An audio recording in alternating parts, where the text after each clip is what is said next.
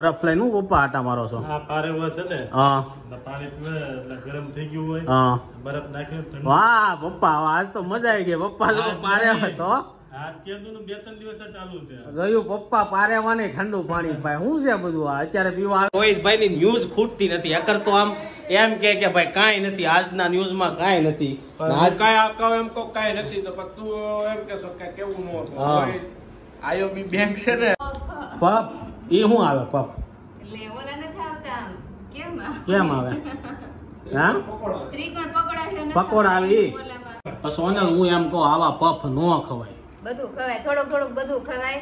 એટલે પછી છોકરા મોટા થાય ને તો પછી બહાર નો ટેસ્ટ નો ભાવે. એવું હોય. ગમે આપણે બહાર જાય તો શાક રોટલી પેલા ઘરે હારે કરીને લઈ જવા પડે કે ઘરે ખવડાવીને લઈ જાવ. Everyone welcome back to my new vlog. I hope કે આપ સૌ ઠીક હો ગए. ગુડ મોર્નિંગ, જય શ્રી કૃષ્ણ. સવારના વાગી ગયા છે 10:30. એની સાથે આજનો વ્લોગ સ્ટાર્ટ કરવી છે. તો ચાલો સૌથી પહેલા આપણે કિચનમાં જઈએ અને કિચનમાં બધાને મળીએ. આજે બધા લોકો કિચનમાં છે. જો આ બાજુ રોહિત તેનો નાસ્તો કરે છે. નાસ્તો થઈ જાય પછી એની ન્યૂઝ લેવું. અને આ બાજુ જો મમ્મી સવારમાં મૂકી દીધું છે મોટું જબર તપેલું દૂધનું.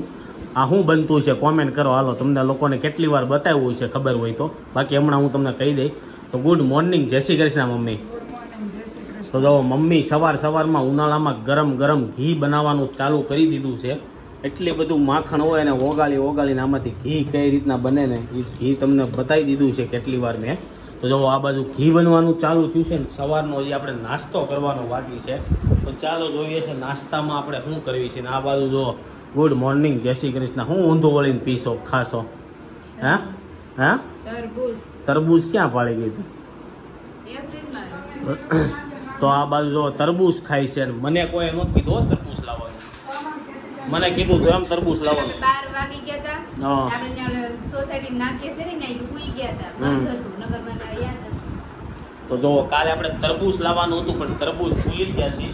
તો ચાલો હવે આપણે રોહિતની ન્યૂઝ લઈ લઈએ કે આજના ન્યૂઝમાં શું આવ્યું છે ને આપણે ન્યૂઝ લઈ લઈએ પછી આપણે બ્રેકફાસ્ટ કરીશું. તો આ બાજુ જો ગુડ મોર્નિંગ, જય શ્રી કૃષ્ણ. જય શ્રી કૃષ્ણ. શું છે આજના ન્યૂઝમાં? આજના ન્યૂઝમાં તો એવું છે હવે ચૂંટણી ચાલુ થઈ ગઈ છે. આજ 102 જગ્યાએ લોકસભાની ચૂંટણી છે. ક્યાં વિસ્તારમાં? બધા અલગ છે. રાજસ્થાનમાં 2-3 સીટો હોય, જમ્મુ કાશ્મીરમાં 3-4 સીટો અને તમિલનાડુ કેરળ એવા 5-6 રાજ્યો થઈ ટોટલ 102 બેઠક પર છે. તો જો 102 બેઠકની તો ચૂંટણી ચાલુ થઈ ગઈ છે. બીજું તો દિવસે ગરમી વધતી જાય છે તો આ તળાવો બધું સુકાતું જાય. ગરમીનું પ્રમાણ તો વધવાનું જ છે. પછી કાલ CR પાટેલ ચૂંટણી ફોર્મ ભરવા ગયો તો મુહૂર્ત ચુકાઈ ગયું. હવે તે કાલ ફોર્મ ન ભર્યું, ખાલી એમને રેલી કાઢી છે. અને પછી આ ફરીથી પાછું ફોર્મ ભરવામાં મુહૂર્ત હોય એમાં માનતા હોય. ચાલો જો હીટવેવનું પ્રમાણ તમને બતાવશે. પ્રમાણ જો લૂ લાગવાથી કઈ રીતના બચી એકાય ને એવું બધું છે એ તમારા પેપરમાં આટલું કરવાનું એટલું નહીં કરવાનું. ઉનાળામાં સુતરાવ કપડા પ્રોટીન ની વધુ માત્રા નહીં લેવાની. જો ના પાડી એવું છે તો આપણે જો પ્રોટીન બહુ લેતા હોય છે. હા એટલે પ્રોટીન શેક આપણે બંધ કરી દેવું. બીજું મીઠા વાળું હોય ને એવો આહાર નહીં લેવાનો. મીઠા વાળું નહીં ખાવાનું. તડકામાં નહીં જવાનું, ઉઘાડા પગે નહીં હાલવાનું. પછી બપોરના સમયે બહુ આમ બળ કરવું પડે એવા કામ નહીં કરવાના.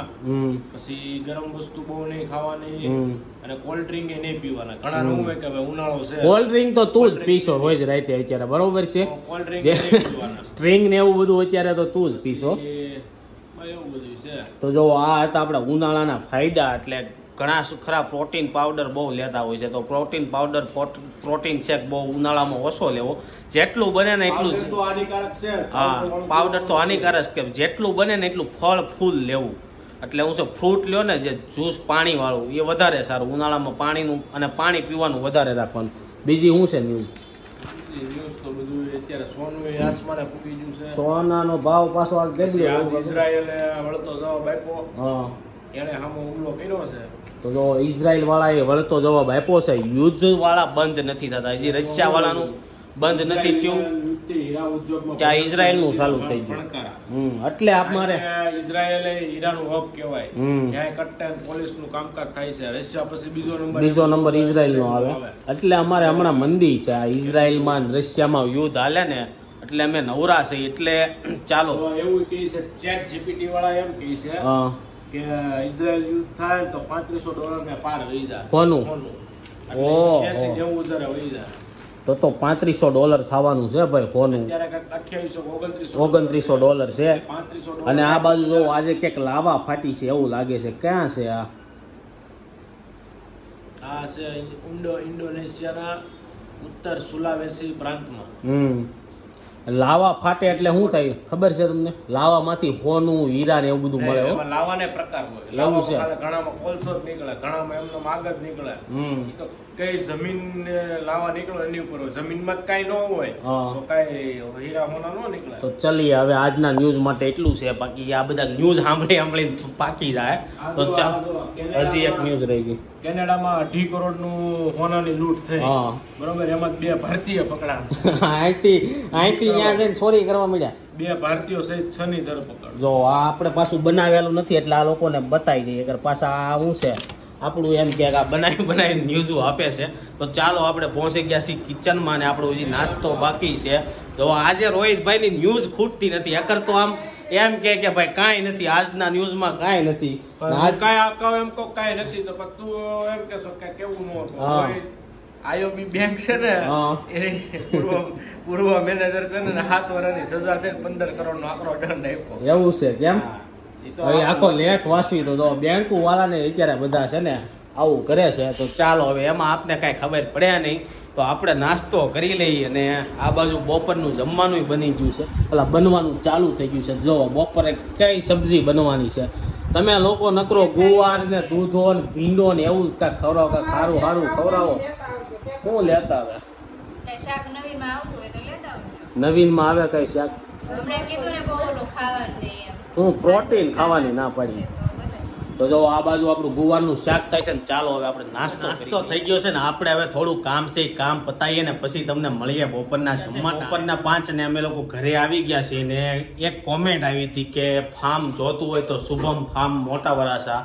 તો એ કોમેન્ટ પછી પાછી ડિલીટ કરી નાખી. તો કાંઈ વાંધો નહીં, પણ અમે વાંચી લીધી હતી.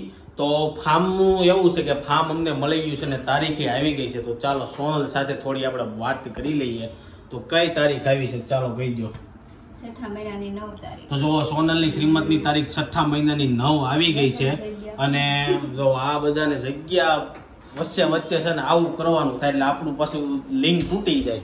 અને આ બાજુ જો હવે ચા બનવાની ચાલુ થઈ ગઈ છે. અમારું કામ થતું છે ને કઈ કામ મૂકીને થોડું કઈ સ્પેશિયલ. આજે વ્લોગ કેમ નો બનાવ્યો તે?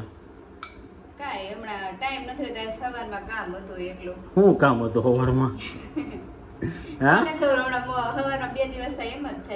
તો જો આપણે શું વાત કરતા હતા, ફાર્મ આપણે રાખી લીધું છે, મોટા વરાસામાં જ રાખ્યું છે. અને આપણે ફાર્મ શુભમ ફાર્મ અમે જોયું હતું રસ્તામાં જતા હતા, પણ આપણે ફાર્મ એવું જોતું હતું કારણ કે જૂન મહિનામાં વરસાદ બેસી જવાની શક્યતા જાજી ગઈ. એટલે માથે ડ્રોમ વાળું હા નહીં, એ તો ગુરુ કૃપા હતું. શુભમ ફાર્મ ની કોમેન્ટ આવી હતી.